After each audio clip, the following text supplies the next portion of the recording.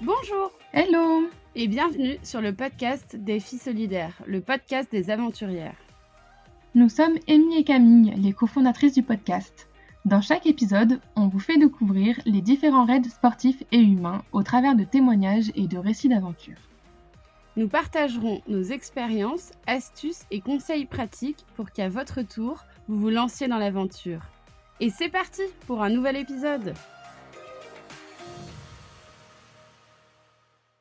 Bonjour à tous, bienvenue dans un nouvel épisode, je suis Amy. Dans ce nouvel épisode, je reçois Joanne, Pauline, Ségolène, ou plus connues sous le nom d'équipe, les Joposes.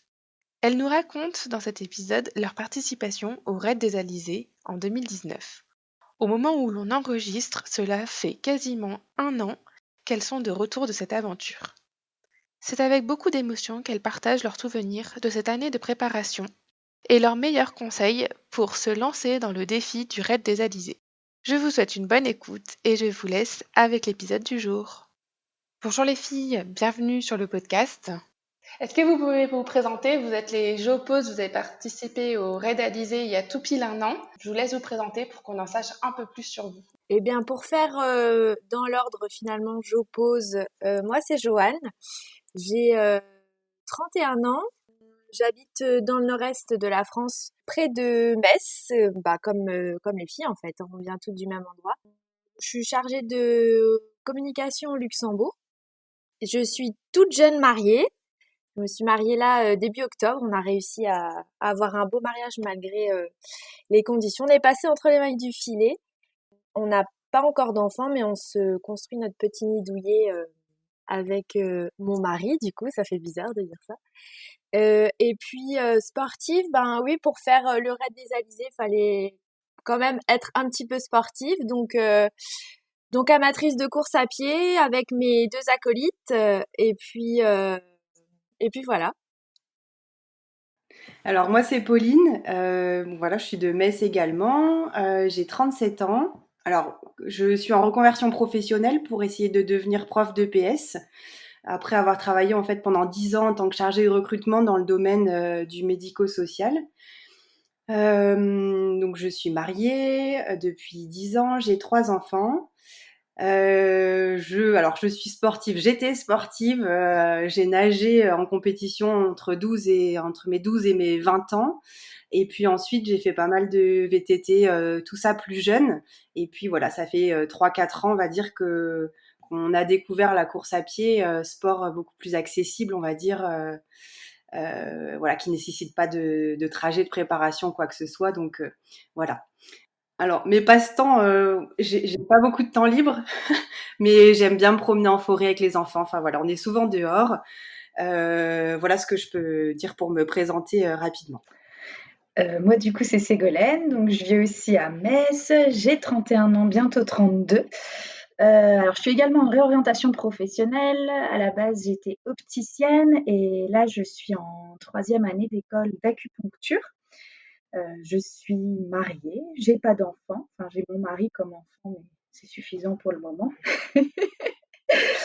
Ensuite, si je suis sportive, alors, je suis sportive, mais depuis pas si longtemps que ça. J'ai jamais fait de sport durant toute ma vie et il y a 4 ans à peu près, j'ai voulu commencer tout doucement parce que, comme toutes les filles, j'étais bourrée de complexes. Donc j'ai voulu un petit peu, changer tout ça et je me suis mise au sport. Donc pour moi, ce qu'on a pu accomplir, ça a été un véritable défi parce que j'aurais jamais pu croire qu'un jour j'arriverais à faire ça. À l'heure actuelle, le sport fait vraiment partie d'une routine où j'en fais au minimum 2 ou 3 fois par semaine. Mais c'était vraiment mal parti au départ. Je suis vraiment partie de 0-0. Hein. J'ai vraiment jamais fait de sport durant toute ma vie. Et du coup, à l'heure actuelle, mes passe-temps, ça reste le sport. Et puis, à côté de ça, je fais un petit peu de piano, de musique. J'aime bien chanter en même temps dessus. Et puis voilà. Merci de vous être présentée. Alors, vous avez vraiment un profil sportif. Vous n'êtes pas des sportives professionnelles, mais quand même des sportives bien aguerries. On va parler de votre préparation physique plus tard, mais j'ai une première question à vous poser.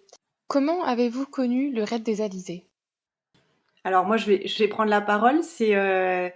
C'est Sego qui nous l'a fait découvrir en fait ce raid parce elle l'a vu sur les réseaux sociaux, celui-ci et un autre, et puis elle nous a proposé quasiment en même temps à Joanne et moi d'y participer avec elle, puisque en fait elle a eu l'idée et on a eu voulu faire quelque chose toutes les trois.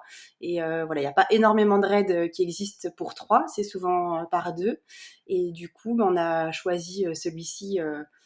Parce que c'était en Martinique, mais on pourra vous l'expliquer. Mais voilà, donc c'est Sego qui a découvert via les réseaux et via des personnes qu'elle et qu'on suit maintenant, des sportives ou des influenceuses, voilà, sur les réseaux.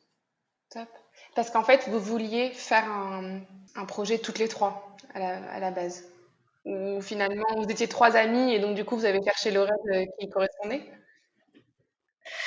Ça s'est pas tout à fait passé comme ça. À la base, je pense qu'on est obligé d'expliquer comment on s'est rencontrés pour pouvoir parler de tout ça. Vas-y, commence Pauline juste à dire comment on s'est rencontrés et puis après moi j'expliquerai le reste. Ok. Alors, moi, je vous ai dit que je travaillais dans une entreprise en tant que chargée de recrutement et tout a commencé comme ça finalement. Alors, il y a deux choses. Sego, je l'ai connue parce que ma petite a des lunettes porte des lunettes depuis qu'elle a 1 an et Sego travaille dans un magasin d'optique. Donc, on s'est connus comme ça et on a tout de suite eu un coup de cœur mutuel, je crois. Et puis, pour ce que je vous expliquais, en fait, en tant que chargée de recrutement, quand j'attendais mon deuxième enfant, j'ai cherché à recruter quelqu'un pour me remplacer. Et j'ai recruté une super jeune femme qui s'appelle Audrey et qui m'a remplacée et qui s'avère être, c'était la meilleure amie de Joanne en fait. Voilà. Et donc moi j'ai rencontré Joanne grâce à Audrey. Et puis après, on s'est toutes finalement mises ensemble parce moi j'avais un challenge dans l'entreprise. On devait participer à la Messine, c'est un petit peu comme la Parisienne ou les courses contre le cancer du sein qu'il y a dans toutes les grandes villes. Et du coup, j'avais embarqué Audrey avec moi. Il s'était passé quelque chose par rapport à la course à pied. Et puis avec les filles, on a dit allez hop, on s'y met. Donc Audrey avait pris Joanne avec elle, etc. On a pris Sego avec nous et on s'est en fait plus jamais quitté. Et c'est comme ça qu'on a continué la course à pied. Voilà. Donc ça c'est comme ça qu'on s'est rencontrés et donc il y a 2 ans, quasi jour pour jour là, à quelques jours près, notre amie Audrey, on lui a diagnostiqué un cancer des os. Et en fait, on a été assez présente, voire beaucoup présente pour elle à l'hôpital. Et il n'y a pas de hasard, c'est à ce moment où j'ai découvert le RAID au niveau des réseaux sociaux. Et donc, par rapport à la maladie d'Audrey, c'était plutôt mal engagé. Et en fait, je lui en ai parlé à Audrey, elle était au courant et je lui ai demandé si elle voulait bien qu'on fasse ce RAID, vu qu'il y a un côté aussi donc solidaire à soutenir une association. Et en fait, je lui ai demandé tout simplement si elle était d'accord qu'on fasse ça, que ce soit en fait pour elle en son souvenir ou pour fêter sa rémission, sachant que moi j'étais pas forcément très optimiste à ce moment, donc j'avais un peu des idées sur l'issue de tout ça.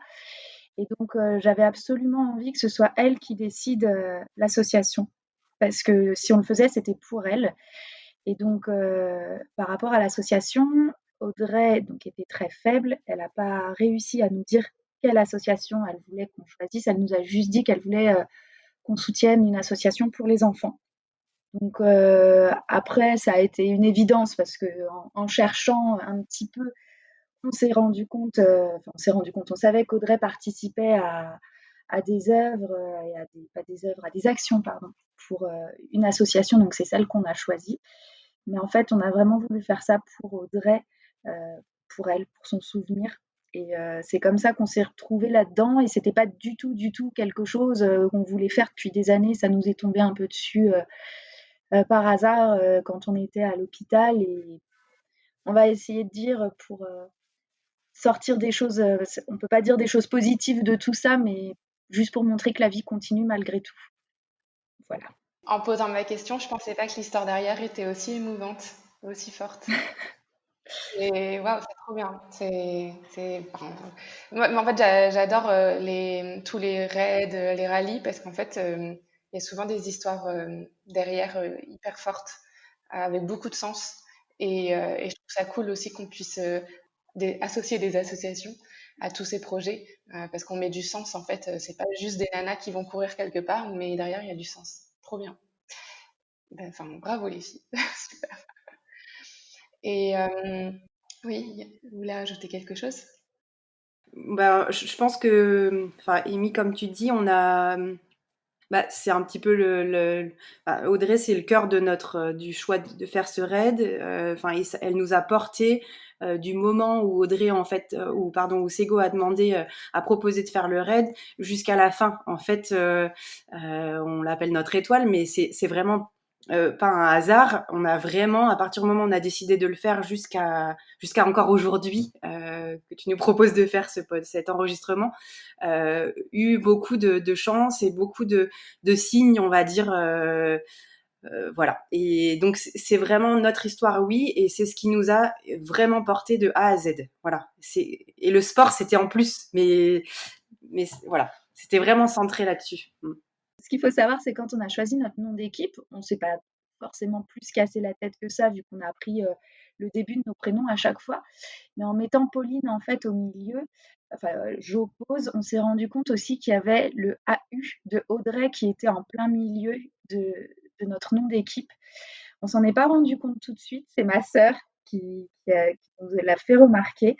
Mais en fait, enfin moi, la fois où on l'a remarqué, mais je sais pas comment expliquer, j'ai eu des frissons de la tête aux pieds. Je me suis dit: «Mais c'est pas possible, c'était une évidence, elle est là jusqu'au bout, quoi». Mais vraiment, et tout du long, pendant tout le raid, en fait, on l'a pas fait à 3, on l'a vraiment fait à 4 et c'est notre histoire, voilà. Et le choix du nom, je rebondis sur ce que tu dis, Sego. On était toutes les trois, on s'est fait nos petites réunions prépa raid, on les faisait dans un petit restaurant italien. C'était voilà notre rendez-vous. Et en fait, quand on cherchait le nom, bah on disait c'est Jopo, non ça va pas. Enfin bref, on commence à tourner et puis d'un coup, bah, Jopose. Donc Joanne, Pauline, normalement ça aurait dû être Joposé, mais ça veut rien dire. Donc en fait, volontairement, on s'est regardé, on s'est dit, mais j'oppose. En fait, ça n'existe pas, mais c'est pour s'opposer, en fait, à la maladie. Donc, ça fait le mot j'oppose. Voilà, c'est comme ça que c'est venu. Et ça se prononce vraiment comme ça. Et effectivement, on l'avait écrit d'abord en noir avec des étoiles autour. Et puis, c'est la sœur de Sego qui a dit, ben, voilà. Et du coup, on a mis le AU en couleur au milieu, après, sur le logo. Parce qu'on, voilà, c'est notre petit logo, oui, c'est vrai, c'est sur notre page, c'est notre dessin, quoi. Dessiné par Pauline. Un soir, à l'arrache, devant la télé. Dans le Comme canapé. quoi, tout peut arriver. Ouais.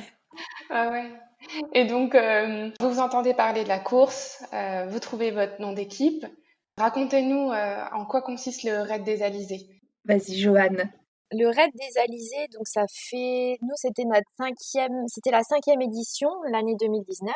Donc c'est donc, comme le nom l'indique, un raid qui se passe tous les ans en Martinique. Il y a des raids qui changent un petit peu de destination chaque année, mais donc là c'est en Martinique depuis le début. Et en fait c'est un raid c'est une aventure sportive sur 4 jours.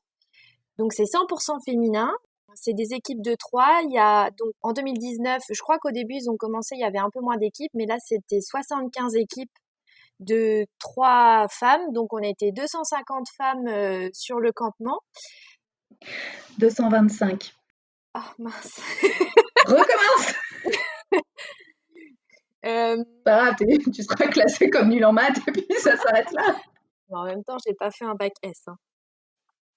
Donc bref, il y a plus de 200 femmes sur le campement et sur ces 4 jours, on enchaîne les activités sportives. Donc nous, cette année, on a eu le droit à du VTT, du trail, de la course d'orientation. On a fait aussi une épreuve où on a enchaîné le VTT coastering. Donc on a longé en fait la côte, on passait dans des endroits très ensablés, dans la mer, etc. Et on a fait du kayak aussi. Et donc cette course est 100% solidaire aussi, dans le sens où chaque équipe qui participe soutient une association de son choix. Et notre classement général à la fin nous donne droit à une certaine somme à reverser à l'association soutenue. Ah, je savais pas ça, qu'en fonction du classement, vous aviez une somme à Oui, c'est reverser. ça. Comment ça se passe? Mais il faut être dans le top du classement ou c'est vraiment... On nous avait demandé de choisir avant les filles, vous vous rappelez? On a été consulté avant sur quel était notre mode de préféré de reversement au niveau du calcul. En fait, il y a une somme globale réservée pour les dons. Et en fait, je sais plus exactement c'était comment la première et la deuxième option. Et en gros, forcément, les trois premières équipes recevaient des montants plus conséquents que les dernières équipes du classement. Et en fait, chaque jour, donc, il y avait un classement pour chaque épreuve. Et ensuite, ça, ce qui nous donnait un classement général à la fin. Et selon notre place, en fait, on recevait telle somme. Super. Donc en fait, ça motive aussi à aller au bout, à se surpasser, parce que derrière, il y a une asso qui compte sur vous. Oui et non. Notre but, c'est comme on a raconté par rapport à Audrey, nous, ce qu'on voulait, c'était arriver au bout de chaque épreuve. On voulait pas non plus, au cours de l'année de préparation à être esclave du RAID, donc on prenait comme ça venait. Par rapport au classement, je le connais pas par cœur, mais on était loin, loin d'être bonne. Enfin, on est sur les 75 équipes, je crois qu'au classement général, on était Dans 53. les 50, ouais. Voilà, quelque chose comme ça. Et oui, on pensait à l'association, évidemment, mais en fait, bon, déjà, on a eu de la chance avec notre association puisque, eux, on les a juste mis en lumière et qu'on leur ramène 50 € ou 1 000 €, ce qui était la somme maximale, enfin, c'était pas 50 le minimum, mais ils étaient contents. Et au final, nous, ce qui comptait, c'était juste de finir les épreuves et l'association, c'était un plus, mais c'était vraiment, nous, on a fait le raid plus à titre perso pour boucler une boucle par rapport à notre histoire. Voilà. Ok. Et tu viens de parler de l'année de préparation. Comment vous êtes organisé? Une fois inscrite, quelle a été l'étape numéro un? Quelles ont été les premières choses à faire pour concrétiser ce projet? Si je peux me permettre juste, parce qu'on dirait que s'inscrire c'est facile, mais, mais, mais en fait ça l'était pas tant que ça. Le stress. Je sais pas comment ça se passe pour les autres raids, mais Raconte-nous comment ça se passe. en fait, bah ok, on a décidé de le faire, on y va, allez, super. En fait, il y avait une date d'inscription sur Internet, donc qui a été mise sur les réseaux, c'était le 19 mars, je crois. Et date à laquelle, en fait, vu que le raid est prisé, mais comme beaucoup maintenant, d'autres raids aussi, je veux dire, eh ben, il fallait être au rendez-vous, c'est-à-dire le 19 mars, il me semble, à 14h, il fallait être devant l'ordinateur pour inscrire notre équipe. Et alors, il avait fallu préparer un peu en amont, mais ça, on nous l'avait pas dit. On avait un peu anticipé. Il fallait, en fait, saisir le plus rapidement possible toutes les infos de l'équipe, on va dire, valider pour que être dans une liste principale ou, enfin, j'en sais rien, mais pour pouvoir déjà être validé par l'organisation. Donc, on avait préparé Johan, tel âge, date de naissance, adresse, etc. Pareil pour Sego et tout. Et voilà, c'était pas grand-chose, mais il fallait se dépêcher. Et puis, le clic faisait qu'on était sélectionné ou pas. Sauf que ça, on l'a su. Donc, moi, j'ai transpiré parce que j'étais la seule, pour le coup, à pouvoir être devant l'écran ce jour-là.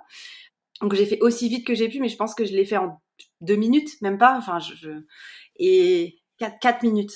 Et donc, voilà. Bref, j'ai validé et seulement, on l'a su que 15 jours plus tard, je crois, si on était sélectionné ou pas. Donc, l'attente entre ce clic et les réponses était longue. Et en plus, pour valider, on va dire, notre engagement, il fallait en fait envoyer tout de suite un chèque de caution qui engageait notre participation. Donc du coup, c'était le clic plus la poste tout de suite derrière. Et puis, on a eu notre réponse effectivement 2 ou 3 semaines plus tard. Et comme quoi, on était prise, on était sur la liste pour pouvoir y participer. Mais il y a beaucoup d'équipes, vu que sur 75 équipes, il y a peut-être, je sais pas, 100 ou 150, 120 équipes qui voulaient y participer. Tout le monde n'a pas été sélectionné et l'inscription a été reportée d'office à l'année d'après, en fait. Donc, on a eu déjà énormément de chance à ce moment-là de l'histoire. Voilà.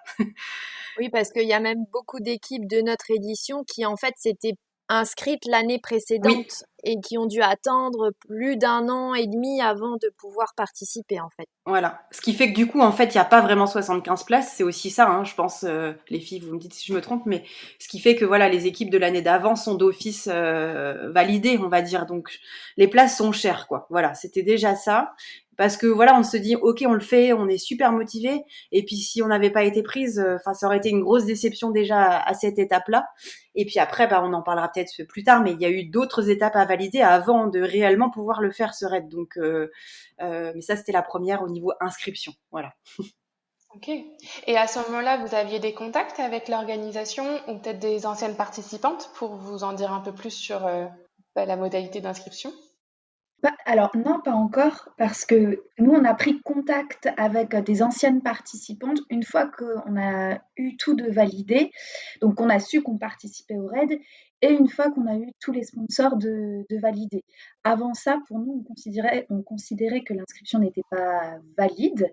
Donc, on a attendu. Mais une fois qu'on savait par rapport au regroupement d'argent au niveau des sponsors que c'était bon, là, on a pris contact, oui, avec pas avec beaucoup de personnes, hein. On a pris contact, je crois, avec alors une équipe, une fille qui nous répondait et peut-être une autre, mais j'ai un petit doute sur l'autre équipe.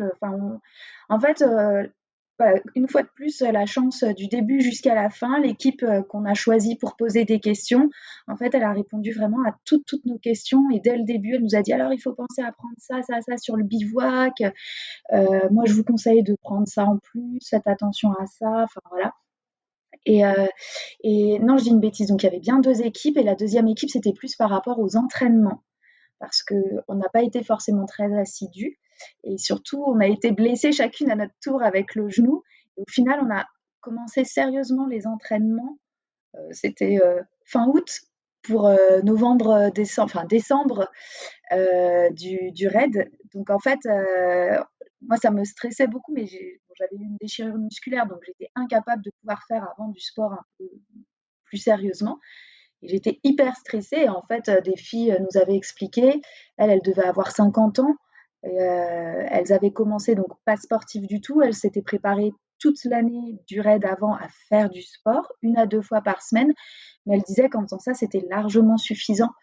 Donc, ce raid, oui, il faut avoir un minimum de bouteilles, on va dire ça comme ça, par rapport au sport, mais ça ne demande pas un niveau hyper important. Voilà, donc c'est les autres équipes qui nous ont permis d'assurer ça, enfin de comprendre ça. Tu parles d'un entraînement sportif. Vous avez fait quoi concrètement comme entraînement? Vas-y, Joanne. Bah, je voulais laisser la parole à Pauline, dans le sens où, disons que dans notre équipe, on était, donc Sego et moi, plutôt dispo et libre de s'entraîner un peu comme on voulait, etc. Et, et Pauline est maman de 3 enfants, donc le seul moment qu'elle pouvait s'offrir, c'était une bonne sortie course le dimanche matin. Pauline, elle a des antécédents sportifs de ouf quand même.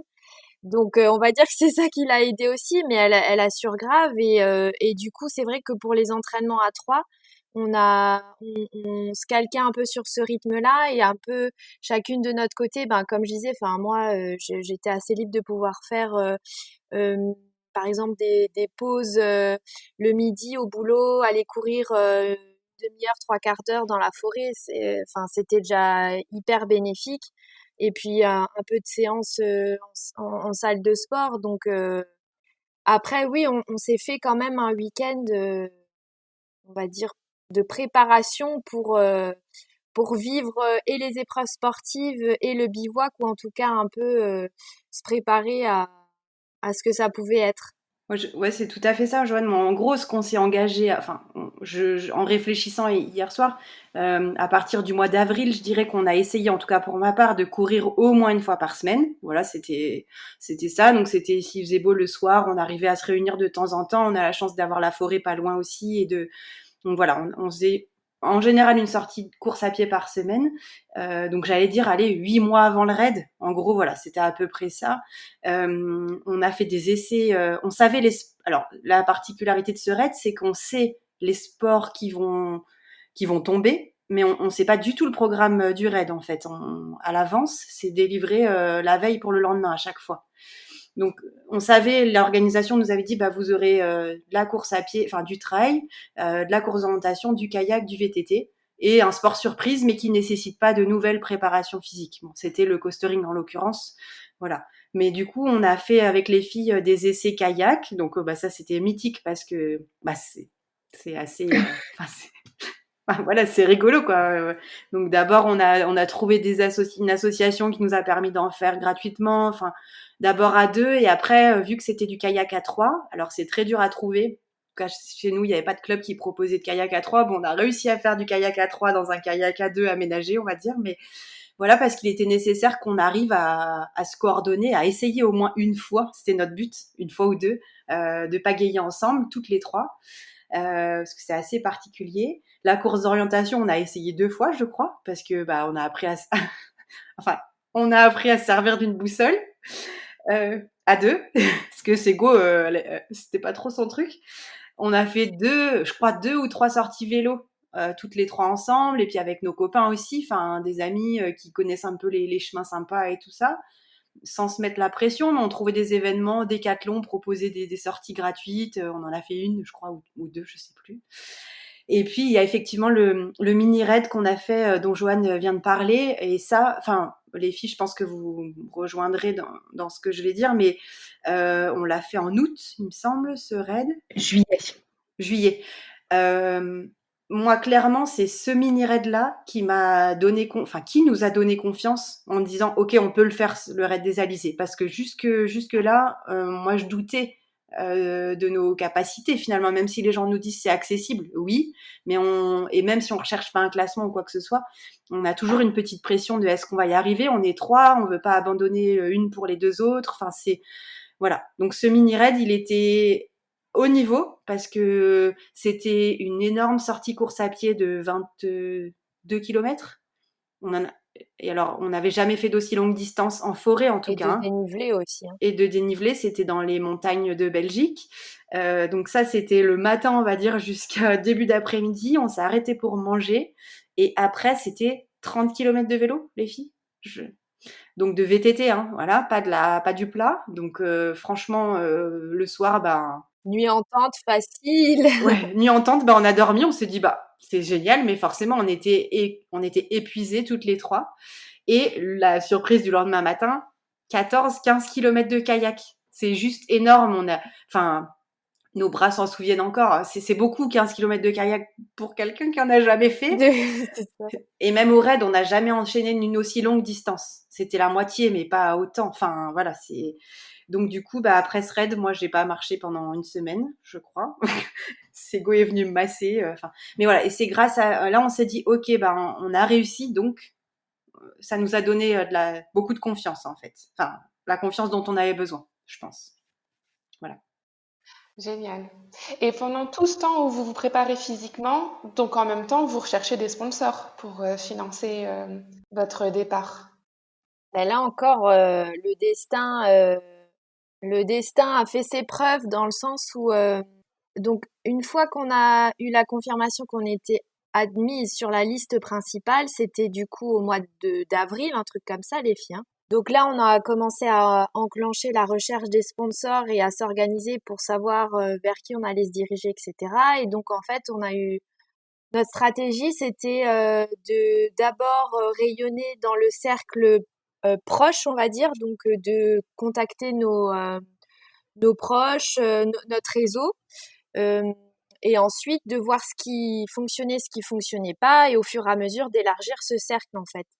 Et il s'avère que Pauline et moi, nos maris sont dans le bâtiment. Et donc, ils ont énormément de contacts avec plein d'entreprises. Donc, grâce à eux, ils ont fait aussi jouer leur contacts. Et puis ensuite, chacune de notre côté, voilà, on avait des contacts aussi avec des proches, etc. Et il s'avère qu'en fait, on a eu énormément de chance. Encore maintenant, je réalise pas trop à quel point on a eu de la chance à ce niveau. Mais en fait, on a réussi à boucler le budget en moins d'un mois. Donc 8 000 €, c'était un peu moins de 8 000 €. Ouais, 8-9 000. Après, il y avait l'option, en fait, c'était soit on prenait les billets d'avion pour voyager avec l'organisation du raid, hein, donc les billets d'avion étaient inclus dans le budget à valider, soit on choisissait de L'exclure. prendre l'avion de notre côté, donc d'exclure les billets d'avion du budget à valider et on se débrouillait de notre côté pour prendre les billets en fait. Voilà. Et donc du coup, en parallèle, on a mis en place une cagnotte en ligne pour justement expliquer en fait que voilà, on avait choisi des dates différentes pour nous permettre de prendre ces billets d'avion et aussi d'acheter du matériel. Voilà. À savoir qu'on s'était fixé, quand on a eu la validation de l'inscription, on s'était dit, bon, c'est ce que je vous disais tout à l'heure, ok, on est validé, mais en fait, pour nous, ce raid, c'était pas acquis, on le faisait pas tant qu'on n'avait pas réuni le budget. Et on s'était dit, avec les filles, ben, on avait une certaine pression en se disant, ok, on va pas s'enflammer parce que si ça se trouve, on n'y arrivera pas. Donc, on s'était dit, jusqu'au 30 juin, il me semble, on se laisse jusqu'à cette date-là pour voir où on en est dans le budget. Donc, est-ce qu'on aura réuni 4 000 euros sur les 8 000, etc. Enfin, voilà. Et si c'est pas le cas, eh ben on laissera notre place. C'est-à-dire qu'il fallait laisser un délai suffisamment important et de dire au RAID on arrête, on n'arrive pas, de manière à récupérer notre chèque de caution et à ce qu'une autre équipe nous remplace et cherche à nouveau elle des sponsors. Donc il fallait pas dire la veille pour le lendemain j'arrête quoi. Enfin, donc il fallait qu'on anticipe un peu et c'est vrai comme l'a dit Joanne, on a toutes les trois été hyper touchées et flattées et fière de trouver le budget aussi rapidement en fait. Mais parce que pour moi, c'était un gros obstacle. Enfin, c'était quelque chose d'important et je me suis dit, ok, c'est bien, on est prise, mais c'est pas gagné quoi. Et finalement, c'est vrai que on a réussi vraiment rapidement finalement parce que les gens, notre projet, on a fait c'est Joanne qui a fait un petit book. Le RAID nous avait aussi donné une trame pour le sponsoring, pour pouvoir parler du RAID, dire quelles pourraient être les retombées médiatiques, etc. Enfin, ils nous ont aidés aussi sur cette recherche de sponsors. Et, euh, et en fait, les gens ont adhéré, sûrement, mais ça a marché, quoi. Donc, voilà. Sachant que il fallait valider au plus tard au 1er septembre le budget pour vraiment être officiellement inscrite et participer au RAID.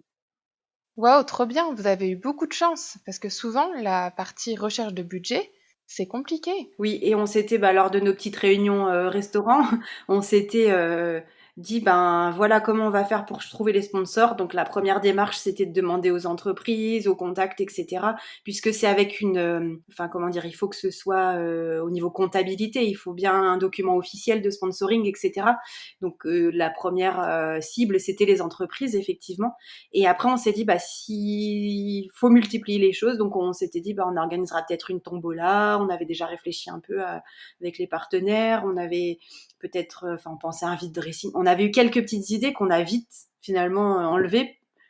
Enfin, c'était presque pas frustrant, mais on s'est dit, ok, on n'a pas besoin de faire ça en fait.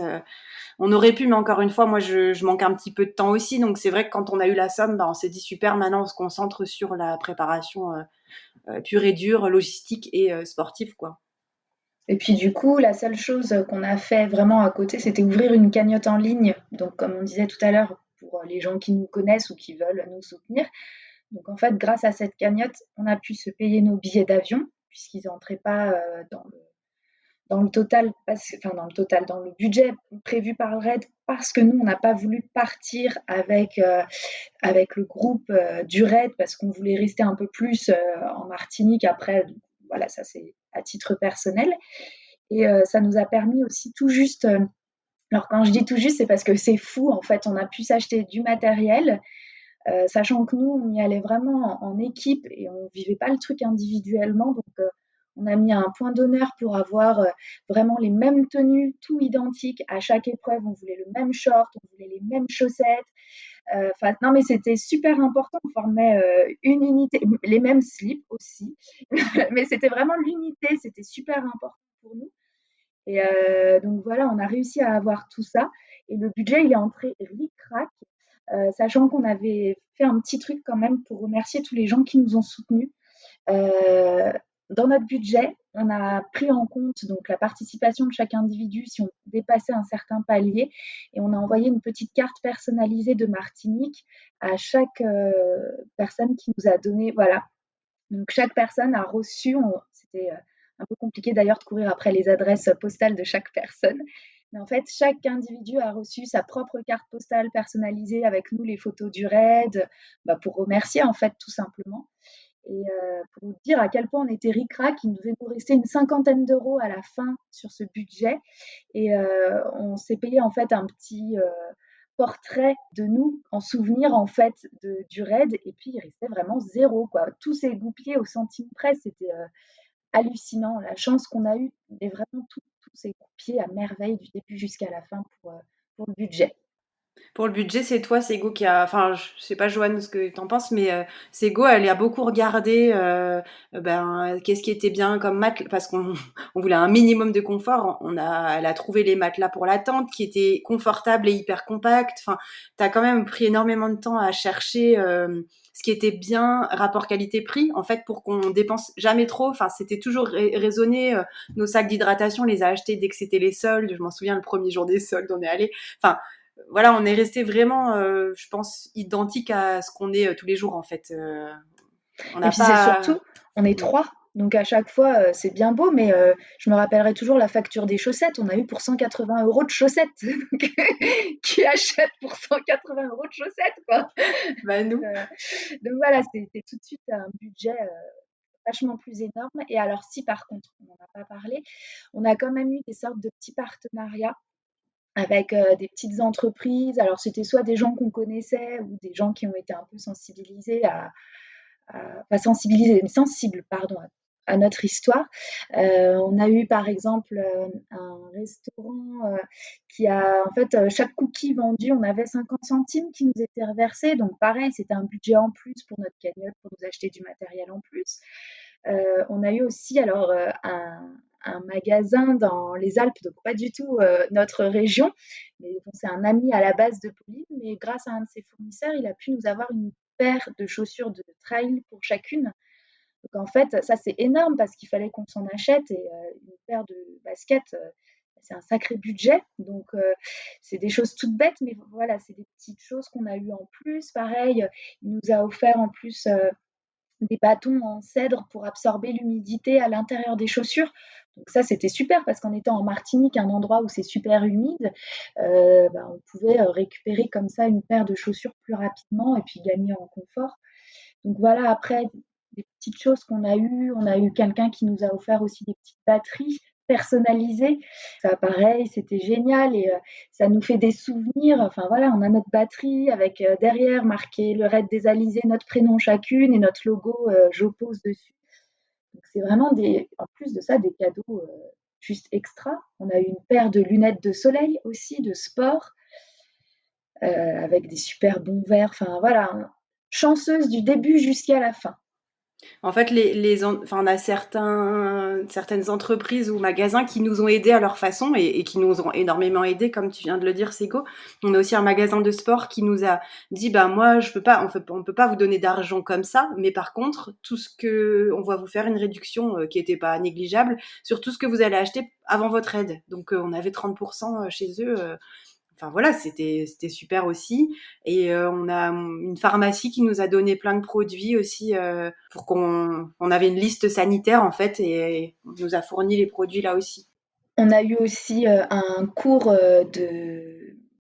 d'aquabike. Merci Joanne. On a eu un cours d'aquabike aussi qui nous a été offert pour découvrir de cryothérapie. Donc pareil, c'est des choses, on a pu faire des choses extraordinaires qu'on n'aurait pas fait au cours de l'entraînement. Et puis nous, du coup, on en parlait après sur nos réseaux sociaux. Aussi, on a pu découvrir plein de médias qu'on n'aurait jamais pu découvrir autrement.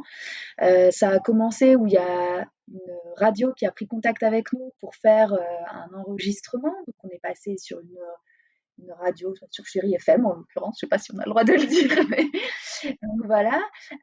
Donc ça, c'était extra. Je nous revois le matin à 7h, les yeux encore gonflés pour faire notre enregistrement, à se prendre en photo dans le studio. Enfin, c'est des trucs, si on n'avait pas fait le raid, on n'aurait jamais pu vivre ça. Pareil, bon alors ça, c'est des choses un petit peu plus communes, mais toujours aussi folles. Notre journal, voilà, c'est le Républicain Lorrain où on est passé dedans, on a eu un article, donc voir comment ça peut se passer, la création d'un article. Donc on a eu ça. Et puis après, au niveau du raid en lui-même, on est passé donc sur le TF1 local de Martinique, juste avant que le raid commence. On a pris contact avec nous et on a fait le petit enregistrement pour le petit reportage du JT de 13h où on est passé, enfin voilà. Et puis après, on va peut-être y revenir plus tard, mais pendant tout le raid, en fait, on a été suivis aussi par des caméras où on est dans le reportage d'une heure à peu près concernant le raid des Alizés. Et il y a 3 équipes qui ont été suivies, dont la nôtre. Alors pourquoi la nôtre? Mystère et boule de gomme. Mais voilà, du coup, on a découvert plein de choses derrière, enfin l'envers du décor de plein de choses. Et puis 1 an après, ça continue avec un enregistrement de podcast. Donc c'est fou, quoi, en fait. Et l'engouement avec lequel en parle Sego, en fait, il est le nôtre, mais il n'a pas été que le nôtre. On a choisi de partir, enfin comment dire, profiter, on va dire, de cette destination assez lointaine. On s'est dit, ben, pour s'adapter un peu, on va partir quelques jours avant. Vous voyez, on a quand même anticipé, parce que on s'est dit, si on arrive le matin même pour une épreuve le lendemain, ça va être compliqué. Donc, on est arrivé, nous, 2 jours avant, enfin le dimanche pour un raid qui commençait le mardi, et on est resté un petit peu après. Mais pourquoi ça s'est fait, tout ça? C'est parce qu'en fait, quand on a dit à notre entourage qu'on voulait faire ce raid, bah, nous, on était tellement joyeuses que je pense que la joie s'est communiquée. Et ben, moi, mon mari a dit, bah, je viens aussi avec les enfants. Ma maman a dit on vient avec mon petit frère, ma tante, mon oncle, mon cousin. Et puis bah, après ça a continué. Les parents de Sego, les parents de Johan. Enfin, en fait, on est parti à 18. On était à l'aéroport d'Orly. On était 18 de Jopose, quoi, en fait. Et donc, enfin, moi, je retiens énormément ça du raid aussi. C'est nous 3, oui, c'est le noyau solide. Mais en fait, c'est nous tous, quoi. C'était magique ce voyage. Moi, j'ai ce mot magique qui revient tout le temps, mais c'est vrai. Les gens ont dit on vient avec vous. Bah ok. Et en fait, ils ont partagé tout ça avec nous. Et 1 an après, là, on partage encore ensemble aujourd'hui des photos souvenirs d'il y a 1 an, et tout le monde a ce même engouement. Enfin, c'est génial. C'était voilà. Bref. Donc l'engouement, il est, vous voyez, même 1 an après, il y est toujours, quoi. Enfin, moi, je trouve ça. C'est Quand on dit un raid peut changer des vies, on l'avait lu avant de faire ce raid des Alizés, vous serez plus les mêmes, etc. On se dit wow. Mais c'est vrai, parce qu'on a vécu quelque chose, et tout ce que Sego vient de dire là, bah, tout ça, ça nous a forcément appris des choses, changé, donné confiance en nous sur certains points. Enfin, et le raid, de toute façon, il procure des sensations folles et qui font du bien au corps et à l'esprit. Donc, oui, c'est vrai. Un raid, moi, je pense que, et celui-ci nous aura marqué à vie, quoi. Enfin, c'est clair. Voilà. Trop chouette. Ben, quand vous en parlez, on sent l'engouement, hein, et on sent encore les émotions d'il y a 1 an. J'ai vu sur Instagram que vous postiez des photos où on voit que vous retrouvez un comité d'accueil à l'arrivée de chaque épreuve. Ça devait être trop bien, ça, d'avoir la famille et les proches, de pouvoir les retrouver chaque jour après les épreuves. Et j'ai compris que eux dormaient à l'hôtel, mais vous étiez au bivouac. Vous nous racontez un peu le bivouac, comment c'est organisé au Raid des Alizés? Par où commencer? Par les toilettes. Ouais, en fait, bah voilà, c'est vraiment un bivouac, hein. Il y a pas de truc en plus, il y a pas de magie, il y a pas, c'est vraiment à la dure, mais enfin, à la dure. Bon, ça va, on nous fait quand même à manger, on doit pas non plus se faire un feu tous les soirs pour griller des araignées, par exemple, j'en sais rien. Mais ouais, c'est bien au bout de 4 jours que ça s'arrête parce qu'on est content de retrouver du confort et tout ça. Mais je pense que ça fait partie de la magie du raid quand même. Le raid ne serait pas le même sans cette partie un peu à la route. Et on doit, c'est pas qu'on doit se battre pour tout avoir, mais il faut, voilà, on est plus de les équipes plus le staff, je sais pas, on doit être peut-être 500 sur le, j'en sais rien, peut-être 500 sur le bivouac. Et donc, à chaque moment clé, en fait, de la fin de journée, voilà, on a appris au fur et à mesure à adopter les bonnes stratégies pour avoir notre part du gâteau, quoi, dans le sens où, ben, par exemple, je sais pas, le premier soir, on revient, la la fin de journée, on revient de la première épreuve d'acclimatation. Donc, nous, on retourne à notre tente, on y va tranquille, etc. On se dit, bon, on va peut-être aller prendre notre douche. Donc, les douches sont installées à l'extérieur dans des containers. C'est vraiment l'installation donc eau froide, bien sûr. Hein, on n'est pas non plus dans un 4 étoiles. Et donc, on y va, serviette sur l'épaule, etc., confiante. Et là, on voit une file. Je sais pas, il y avait combien de filles dans la file pour attendre pour les douches. On s'est dit, c'est bien, dans 1 heure, on y est encore. Le repas devait être servi dans 1 heure aussi. Donc, on se dit, qu'est-ce qu'on fait? Et là, on voit un groupe de filles qui étaient un peu à l'écart avec un tuyau d'arrosage, en fait, en train de se doucher en plein milieu, juste à côté des toilettes. Des toilettes qui étaient en fait des toilettes de chantier, où il fallait pomper comme ça pour sortir. Enfin, voilà, voilà. Et donc, on s'est dit, ça a l'air plus rapide au tuyau d'arrosage. L'eau ne sera pas plus chaude ni plus froide, hein, c'est la même. Donc, tous les soirs, en fait, on se retrouvait à une dizaine à se doucher En culotte. en culotte avec le tuyau d'arrosage comme ça pour gagner un peu de temps. Elle Voilà. était quand même très froide, l'eau. Hein. C'était compliqué quand il fallait se mouiller la nuque. Les cheveux, on l'a fait une fois. Autant dire que les cheveux ont été sales pendant 4 jours. Hein. On va pas, voilà. Mais ça, c'était pour la partie douche. Et puis, donc, suivi cette première douche, on s'habille, etc. Et puis, on se dit, mince, c'est l'heure. Tous les soirs, on avait 1 heure de rendez-vous pour se rendre donc sous la tonnelle où tout était installé pour le repas, etc.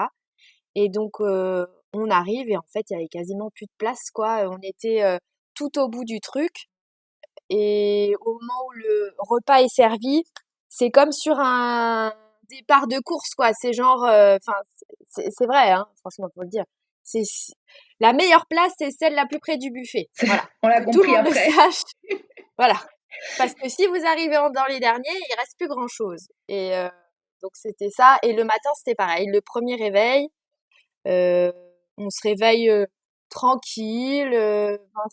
Ambiance particulière. En plus, c'était chouette parce que tous les matins, on était réveillés par un ambianceur qui a un petit peu le fil rouge tout au long de ce raid, qui est Steve, qui est vraiment là. Son job, c'est vraiment de nous réveiller le matin, nous ambiancer, nous accueillir à chaque arrivée, etc. Et donc, il nous réveillait en douceur avec des bonnes musiques, etc. Donc, nous, on profitait de l'ambiance et tout. À 4h ou 5h du matin, quand même. Ouais, voilà. Et puis, le premier matin, on se dit, on va aller petit déjeuner, on arrive.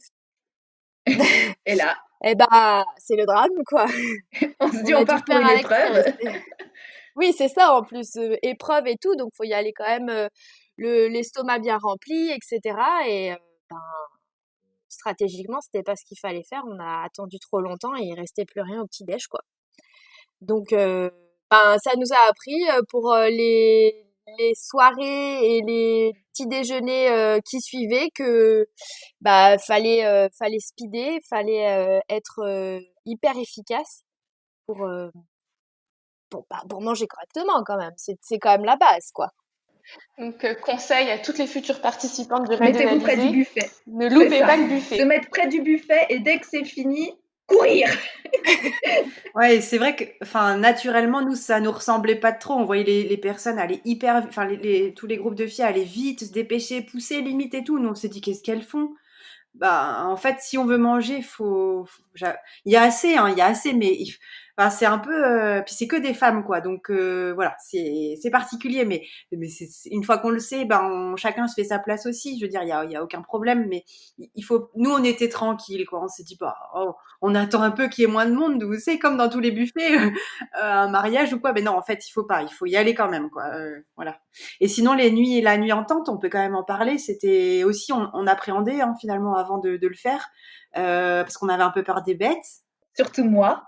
Sego nous avait fait de l'anti-moustique naturel. Elle avait fabriqué des répulsifs au grand bonheur de Joanne. Mais donc ça sentait la citronnelle beaucoup par chez nous. Mais voilà, en fait, on n'a pas trop mal dormi parce qu'on était très fatigués. On était bien toutes les trois dans notre tente avec nos petits matelas, nos petits draps. Et puis Sego avait installé une clim, donc c'était magique. J'avais acheté, alors là c'est un conseil, je sais pas d'où m'est venue cette idée. J'avais acheté en fait un petit ventilo qui se branche sur clé USB. Donc en fait, avec nos batteries, toute la nuit, il était accroché en haut et il nous soufflait de l'air dessus. Alors, il n'y a pas plusieurs vitesses, mais c'était suffisant. Moi qui étais au milieu, j'ai pu bien profiter parce que les filles sur les côtés avaient les fenêtres ouvertes, donc ça ventilait un petit peu plus. Mais en fait, c'est pas grand-chose, mais quand il fait chaud, ça permet de brasser quand même l'air à l'intérieur. Et franchement, je crois que c'est le truc dont je suis le plus fière d'avoir pensé. Non, mais vraiment, ça change tout. Et puis, bah, on passe en fait d'un petit motel à un hôtel 5 étoiles grâce à ça, en fait. Et juste conseil aux filles qui veulent faire ce raid-là, attention, je sais pas le climat des autres, voilà, le raid des Alizés, il est toujours en Martinique. Le climat, je pense qu'il sera toujours le même. Il n'y a pas besoin de prendre un sac de couchage. Enfin, en tout cas, nous, on avait fortement hésité. On a pris une housse de couette grand format et on se mettait dedans comme un sac à viande, quoi. Enfin, voilà, ça suffit.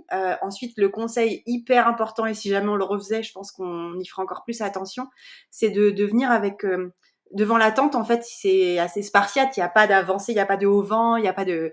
On ouvre la tente, on est dans l'herbe mouillée, hein, voilà. Donc en fait, c'est peut-être d'avoir une bâche pour pouvoir poser son sac, puisque les sacs, on doit les mettre soit dans la tente, ça ne rentre pas, soit devant. Donc nous, il restait dehors. Toutes les filles d'ailleurs faisaient ça. Donc il faut prévoir une bâche pour poser les sacs et des bâches pour recouvrir les sacs parce qu'il y a un peu de pluie de temps en temps. Et surtout, quand on veut chercher nos vêtements, on est dehors, quoi. Donc on sort tout. Enfin, on a des photos à l'appui, c'est pas mal. Mais ça, c'est des filles qui nous l'avaient dit, d'organiser notre sac aussi du raid avec des sous-sacs, donc des sacs en plastique, avec organisé par jour, par exemple, enfin des choses bêtes, mais qui servent énormément pour gagner du temps Les et de matins. l'organisation. Quand Oui. il fait noir, quand on voit pas beaucoup, hop, on sort. Bah, nous, en plus, on voulait vraiment avoir les tenues identiques. On sort le sachet VTT, donc on sait qu'on a dedans la paire de chaussettes, culotte, brassière. Voilà. Donc ça, c'était vachement agréable, c'est vrai. La valise, il faut vraiment prendre le temps de la préparer en amont, quoi. Enfin, c'est important, en fait. Oui, parce que finalement, la plupart du temps où on cherche nos affaires, c'est de nuit, quoi.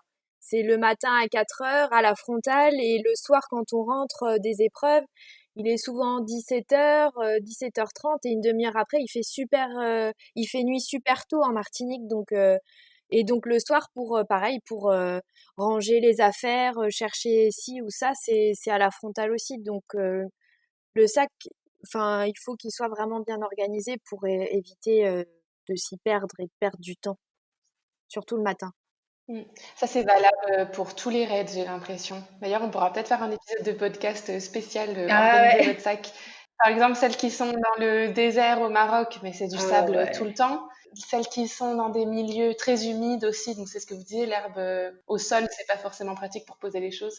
Ouais, hyper important d'anticiper aussi ce qui est à côté de la course en fait, pour qu'on soit prête et ça libère l'esprit aussi. Comme ça, j'imagine que vous concentrez moins sur l'organisation, mais plus Oui. sur vos épreuves. Et puis pendant les épreuves, finalement, après, on est porté aussi par Steve, par l'organisation, une fois qu'on était sur le départ, finalement, On se laissait aller, voilà. Mais on se laissait guider, hein. oui, c'est les à côté, effectivement, qu'il faut un peu anticiper. Ouais. Vous avez des anecdotes d'épreuves à partager avec nous? Alors, des bonnes ou des galères, enfin, quelque chose qui vous a marqué? Alors, on n'a pas crevé à vélo, contrairement à d'autres équipes. Non, on a eu de la chance. Bah, moi, je me rappelle, il y a 2 choses qui me reviennent en tête. La première, c'était sur la première épreuve de kayak. Donc, c'était quand même chronométré. Mais bon, faut savoir qu'on n'est pas les sportives. Alors, quand je dis sportives dans l'âme, c'est-à-dire qu'on s'en fiche de faire un chrono, on s'en fiche du classement. Et à un moment où il y avait des bouées et il y avait un ou deux pélicans qui étaient posés dessus, on passait vraiment à côté, ils ne se sont pas envolés. En fait, en pleine course, on s'est arrêté pour les regarder.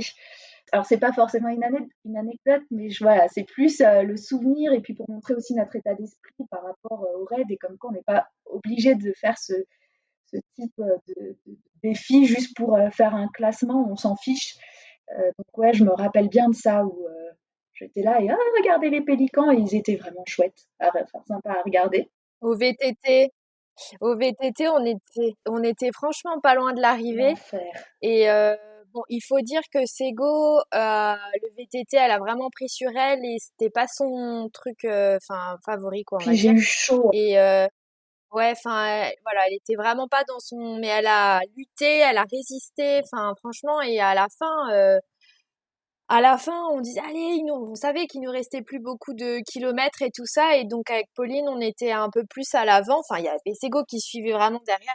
Je sais plus comment t'as crié. Enfin, je sais plus, stop Ouais, ou un j'ai dit truc. stop, top, arrêtez-vous les filles, un truc du genre. Et là, on se retourne et en fait, on la voit immobilisée sur le vélo comme ça. Elle dit, punaise, je vais tomber, je vais tomber. Et en fait, elle s'est chopée une double crampe, enfin, une crampe dans chaque jambe. Et on a dû balancer les vélos comme, Comme dans enfin, un vraiment, film. ouais, balancer le vélo, on a couru vers Sego et C'était immonde. Lui plier les jambes. elle était allongée par terre et Pauline et moi, une jambe dans chacune, quoi, à essayer de l'étirer et tout. Puis il y avait des équipes qui passaient, ça va les filles, ça va les oui, oui, enfin, on était morts de rire parce que elle hurlait et rigolait en même temps. Quand même, le quadri est un des plus gros muscles du corps, donc c'est quand même assez douloureux. Moi, c'est la première fois, je pense que ce sera la seule fois de ma vie où j'aurai une crampe à ce muscle. En fait, le muscle, les filles sont témoins, on le regardait, on le voyait bouger, ça faisait des vagues. Et en fait, je me suis dit, mais c'est peut-être ridicule, mais sur le coup, moi, je me suis dit, oh, mon muscle, les tendons, ils vont sectionner. Je voyais le muscle qui allait remonter là, dans la cuisse. C'était affreux. Et en fait, je savais qu'il fallait étirer le muscle, mais c'était impossible. J'avais une douleur, j'ai jamais ressenti ça. Et franchement, c'était dégoûtant de voir ce muscle là qui bougeait tout seul. Je me suis dit, mais qu'est-ce que c'est que ça? C'est pas mon corps, comment c'est possible? Immonde. J'ai vraiment eu très très mal et en fait, je me suis surtout dit, mince, c'est la première vraie grosse épreuve. Si je commence comme ça, est-ce que je vais pouvoir surtout faire la suite du raid? Parce que ça, c'est quelque chose qui est quand même assez. Moi, c'est la seule chose qui planait au-dessus de nous durant tout ce raid, c'est qu'aucune se blesse pour qu'on puisse aller à la fin de chaque épreuve. Puisque l'idée était de passer les lignes d'arrivée, enfin, d'être toujours groupir, quoi, toujours à 3. Donc, nous, alors, ça semble facile, mais 225 femmes qui s'élancent sur une ligne de départ à vélo, franchement, enfin, nous, du coup, on se mettait un peu derrière, comme ça, on risquait rien. Mais non, franchement, il y a des vélos qui s'entrechoquaient, etc. Enfin, et surtout, on perd vite nos coéquipières, quoi. Donc, on est tout habillés pareil. On a juste le numéro d'équipe sur nos t-shirts et tout ça, mais en fait, c'est avant de le voir, le numéro, voilà. Donc, le truc, c'était de rester toujours ensemble. Et la chance qu'on a, nous trois, de toute façon, ça, c'était notre force aussi, c'est qu'on a sensiblement le même niveau sportif. En fait, il y en a pas une devant, les deux autres derrière, ou voilà. Et du coup, vu qu'il n'y a pas non plus de compétition, on n'était pas en train de dire oh, elle avance pas ou j'en sais rien. Enfin, on était toujours hyper unis dans toutes les épreuves par rapport à ça. Donc voilà, parce qu'il y a des filles, non, faut passer la ligne à 3, etc. Donc nous, il n'y avait pas de problème, on était toujours les joppos ensemble, quoi. Enfin, il n'y avait pas de... Voilà, mais ça, c'est une particularité du raid, c'est vraiment, vous êtes 3, vous restez 3 de A à Z et toujours être à portée de voix. C'était ça le truc, soit en courant, soit... Bah, parce que si, par exemple, bon, il y en a une qui se blessait ou il y avait que 2 filles qui arrivaient sur les 3, il y avait des points, des pénalités quand même donc ça faisait redescendre au classement, etc. Donc c'est vraiment, le but, c'est vraiment de faire bloc Oui. à 3, quoi. Et au niveau, juste encore anecdote, si c'en est pas vraiment une, mais on connaît pas les épreuves à l'avance, ce que je disais tout à l'heure. Et cette année, enfin l'année dernière, nous on a eu énormément de chance. C'était que la montagne Pelée, donc la montagne de Martinique, était à l'épreuve de trail en fait. Donc c'était 17, enfin plutôt 19 du coup, kilomètres de trail. Donc c'était monté avec 1000 de dénivelé positif. Donc c'est un truc qu'on n'avait jamais fait clairement. Et en fait, la montagne Pelée, elle est très rarement, si vous écoutez les Martiniquais, très rarement découverte. C'est-à-dire qu'en fait, il y a plein de brouillard. Et nous, on y est monté et on avait une vue, j'en ai encore des frissons, magique. Voilà. Donc, on a eu la chance de pouvoir... Je dis pas faites le raid pour faire la montagne Pelée parce que je sais pas si elle tombera chaque année, mais en tout cas, nous, c'est un événement marquant pour nous.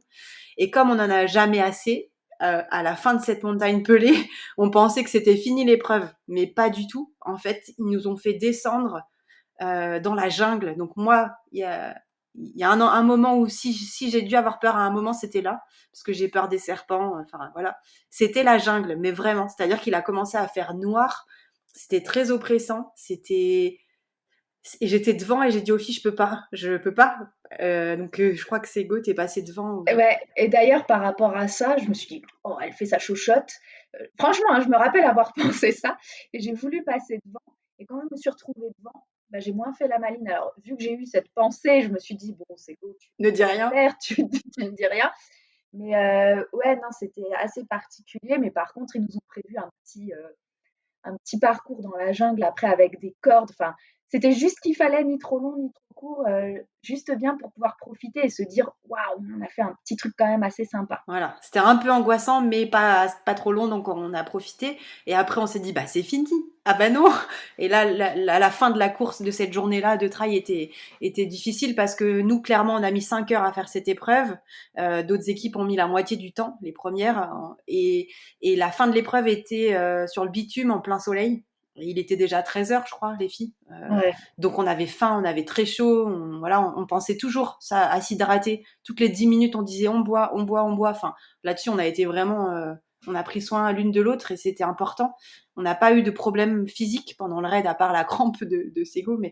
Et, euh, et là, la magie, mais comme à chaque arrivée, mais de un, on entend l'ambianceur au loin qui nous voit arriver, là les j'oppose, ok, donc là le cœur sort du corps, et on se dit mais il y a nos familles qui sont là, quoi, donc et puis toutes les équipes et puis l'ambiance et tout ça, et ça, c'est chaque arrivée était magique. Mais moi, l'arrivée du trail, c'est vrai que bah, c'est comme une arrivée de course classique qu'on peut faire ici en local. Il y a toujours de l'adrénaline à la fin, mais alors là, c'est décuplé, quoi. C'est d'être fier d'avoir fait tout ça et d'être arrivé et puis d'avoir les siens à prendre dans les bras en arrivant. Enfin, c'est juste magique, quoi.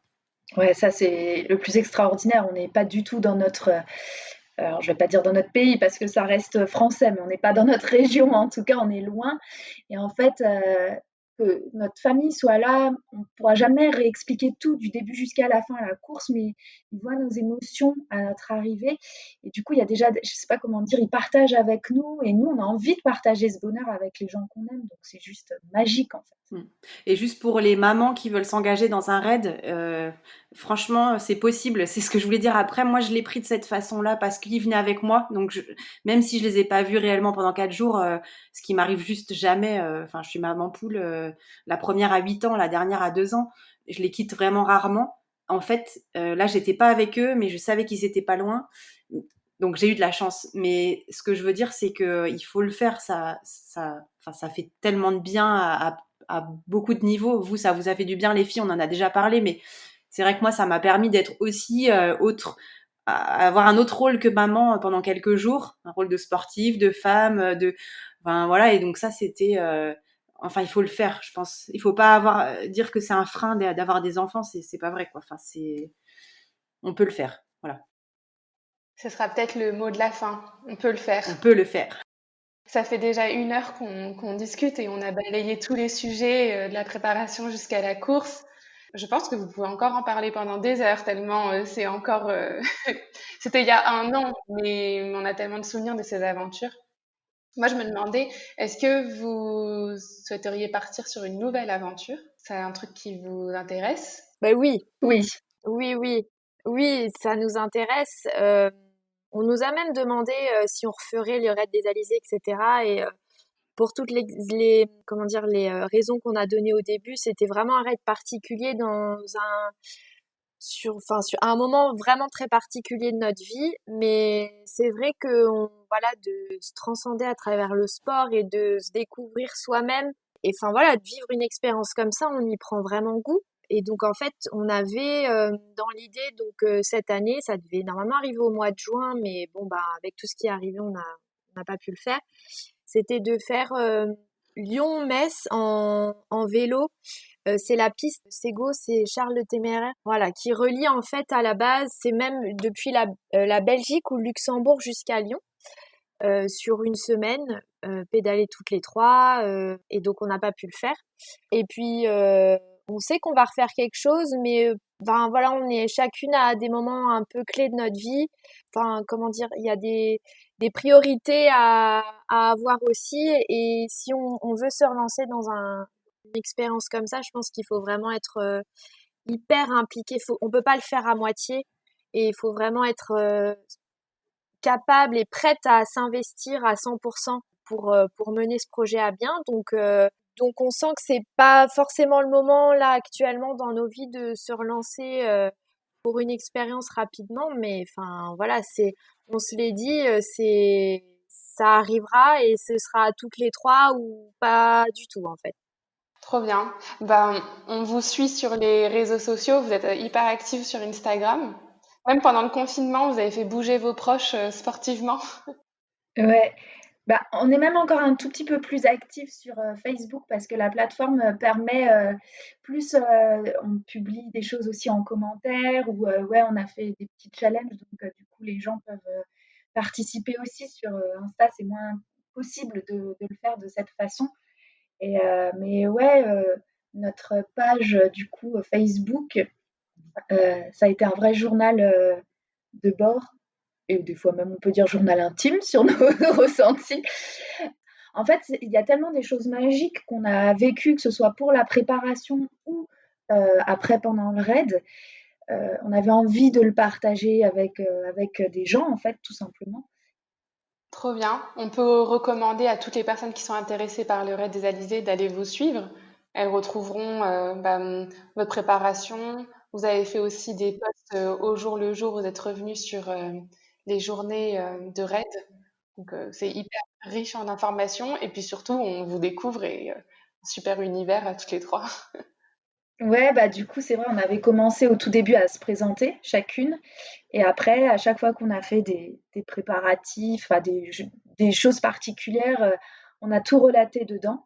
Et puis après, c'est vrai qu'au moment des épreuves, pour celles qui veulent vraiment voir les épreuves en détail, comment ça s'est passé, tout est marqué dedans. Alors c'est vrai qu'il faut peut-être un peu remonter du coup sur la page parce que on est assez active. Voilà, c'est vrai que ça, je pense qu'il y a pas mal d'informations pour les personnes qui sont intéressées. Alors après, c'est raconté au travers de nos yeux, c'est par rapport à notre expérience à nous. Mais voilà, je pense qu'il y aura pas mal d'informations dedans pour des futures raideuses. Et les filles qui veulent le faire aussi, il y a les vidéos depuis 2015 aussi qui peuvent. Enfin, nous, c'est ce qu'on avait fait, hein, on avait besoin d'infos avant de faire le raid. On voulait absolument hein, essayer de s'imprégner. Qu'est-ce qu'on va nous faire faire, etc.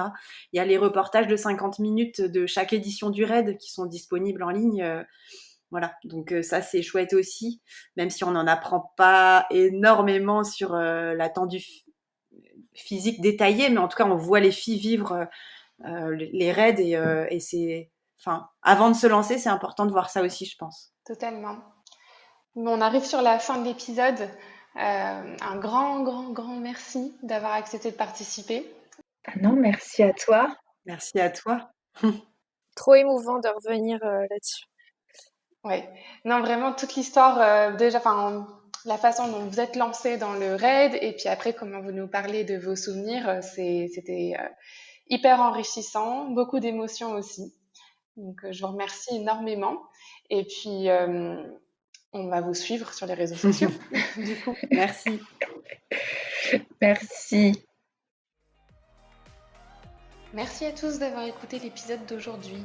Quelques petites informations avant de se quitter. Tout d'abord, si vous avez aimé cet épisode, dites-le nous en commentaire et laissez-nous une note 5 étoiles dans votre application d'écoute de podcast. C'est peut-être rien pour vous, mais pour nous, cela représente beaucoup parce que ça permet de faire connaître le podcast. Deuxième information, nous sommes présentes sur Instagram sous le nom Défi Solidaire. Suivez-nous sur le compte, on y partage les coulisses du podcast et on peut discuter ensemble, partager nos conseils, etc. Enfin, dernière information, si vous aussi vous êtes des aventurières et que vous avez envie de partager votre expérience de rallye, de raid ou d'une course lors d'un prochain épisode, alors contactez-nous, soit sur Instagram ou par email, je vous mets le lien en commentaire. Nous serons ravis d'enregistrer un épisode avec vous. Voilà, c'est tout pour les informations. Je vous souhaite une belle journée ou une belle soirée et je vous dis à bientôt dans un nouvel épisode. Ciao!